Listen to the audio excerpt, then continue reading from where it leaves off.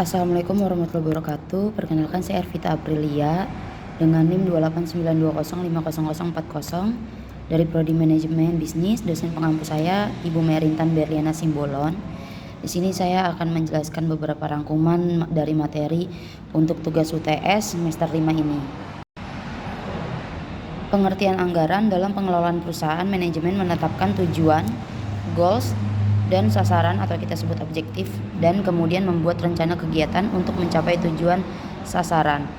Ada manajemen, lalu penganggaran merupakan salah satu aspek penting dalam kegiatan manajemen, khususnya dalam perencanaan. Penganggaran dan anggaran perusahaan. Penganggaran perusahaan yaitu menjelaskan, menghitung, menyusun anggaran perusahaan. Anggaran perusahaan hanya menampilkan bentuk dari anggaran perusahaan seperti laporan neraca atau laporan laba rugi, tanpa disertai penjelasan, perhitungan maupun penyusunannya. Apa aja sih tahap penyusunan anggaran? Yaitu yang pertama penentuan pedoman anggaran, lalu berlanjut ke persiapan anggaran, lalu yang ketiga penentuan anggaran, lalu yang terakhir di pelaksanaan anggaran, realisasinya ya teman-teman. Tahap penyusunan anggaran. Yang pertama penentuan pedoman anggaran disusun beberapa bulan sebelum tahun anggaran baru dimulai. Yang kedua, menetapkan rencana besar perusahaan seperti tujuan, kebijakan, dan asumsi perusahaan. Yang ketiga, membentuk panitia penyusunan anggaran yang terdiri atas direktur, manajer keuangan, dan manajer lainnya. Tahap penyusunan anggaran yang kedua, tahap persiapan anggaran. Dalam fase ini biasanya manajer pemasaran akan diminta untuk menyusun ramalan penjualan, sales forecasting untuk tahun anggaran baru.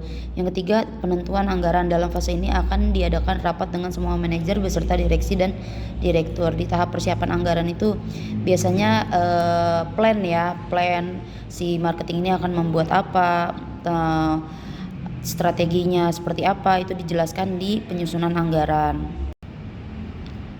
Lalu tahap penyusunan anggaran.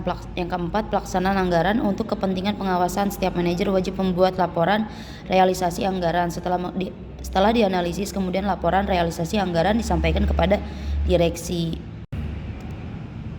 Ada dua faktor yang mempengaruhi penyusunan anggaran. Pertama, faktor internal dan faktor eksternal. Faktor internal yaitu ada satu, data penjualan pada tahun-tahun yang lalu, database. Yang kedua, kebijaksanaan perusahaan yang berhubungan dengan masalah harga, jual, syarat pembayaran barang yang dijual, promosi, pemilihan saluran, distribusi, dan sebagainya.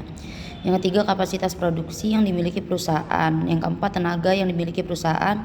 Yang kelima, modal kerja yang dimiliki. Yang keenam, fasilitas apa saja. Yang ketujuh, kebijakan-kebijakan perusahaan yang berkaitan dengan pelaksanaan. Lalu faktor eksternalnya, keadaan persaingan, tingkat pertumbuhan penduduk. Ketiga, penghasilan masyarakat. Keempat, penyebaran. Yang kelima, agama, adat istiadat, kebiasaan masyarakat. Lalu yang keenam, ada berbagai kebijaksanaan pemerintah, baik di bidang politik, ekonomi, sosial, budaya maupun keamanan. Lalu keadaan ekonomi nasional maupun internasional, kemajuan teknologi, dan sebagainya.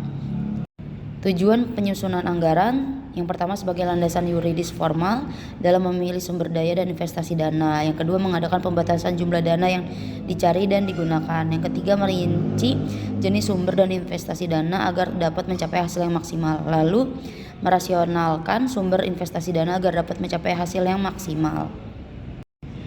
Tujuan penyusunan anggaran. Yang pertama, menyempurnakan rencana yang telah disusun, lalu menampung, menganalisis, serta memutuskan setiap usulan yang berkaitan dengan keuangan. Di sini ada soal UTS. Pada perusahaan Aska Toys diperolehkan data-data sebagai berikut.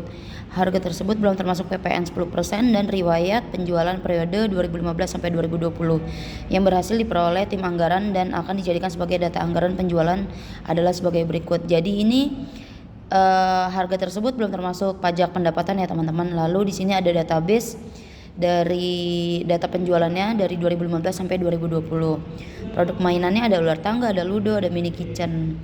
Satuan harganya $8 ya, 80, 40, dan 130. Di riwayat penjualan 2015 sampai 2020 di 2015 ada 800, 2016 250, 17 150, 2018 2,5, 2019 700, dan 2020 900. Nah, ini ada pasang surutnya ya teman-teman. Produk mainannya dipresentasikan ada 50, ludo 30, mini kitchen 20, dan di total menjadi 100%. Sistem penjualan berdasarkan evaluasi tim terhadap pola penjualan yang terjadi selama ini. Produk-produk yang terjual selalu mengikuti pola musiman dan penjualan tertinggi diperoleh pada bulan Juli sampai dengan Oktober. Berdasarkan data tersebut, tim telah menyusun pola penjualan bulanan yang akan dijadikan dasar dalam menyusun anggaran penjualan. Perhatikan tabelnya yang ada di share screen ini ya teman-teman. Di Januari hingga Desember, penjualan per bulannya persentasenya bisa dilihat. Lalu jawabannya pertama kita hitung dulu penjualan untuk tahun 2020 aja. Produk unit, harga per unit, jumlah, ular tangga, ludo, mini kitchen. Jadi total penjualan selama tahun 2020 sampai dengan 70.200 mainan ya teman-teman.